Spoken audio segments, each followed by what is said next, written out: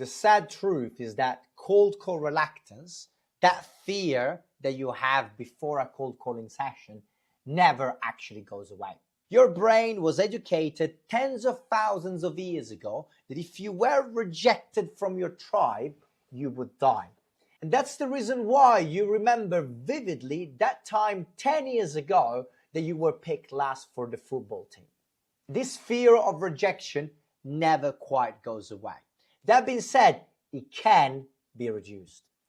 First thing you should do is consistency. Very similarly to have a very good sleep schedule, you should always aim to cold call at the same time. Typically, the morning will work best because you'll have your peak of energy and your peak of motivation. The other thing is try to pile it together. It will take a while for your brain to get used to doing it. So don't do a call here and there. That's never going to work. It's the same reason why you're going to train your muscles in the gym in groups. You don't want to do a bit of biceps, then jump to your legs, etc., because your blood is not going to be in the right area of the body. Number 2, always have a warm-up routine. This can be a simple 5 to 10 minutes with yourself or your colleagues where you practice your opener and your pitch.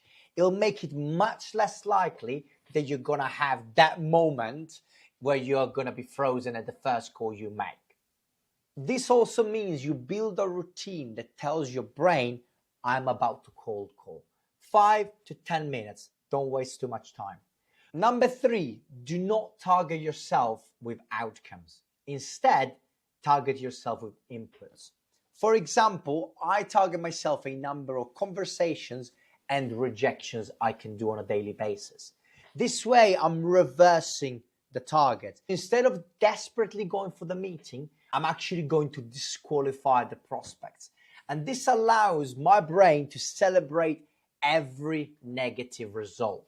And this will flip the mentality a little bit. Number 4, don't dwell on your good or bad calls. You had a good call, dial another one. You had a bad call, dial another one. Don't let your brain dwell on the emotions, whether positive or negative. What will happen is that you had a positive conversation, therefore your brain will tell you, you've done enough today.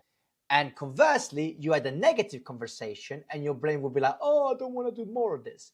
So keep dialing. If you assign yourself 2 hours, you get the 2 hours done, period. To summarize, number 1, pile it all together, ideally in the morning, 2 hours minimum. Number 2, have a warm-up routine, 5 to 10 minutes.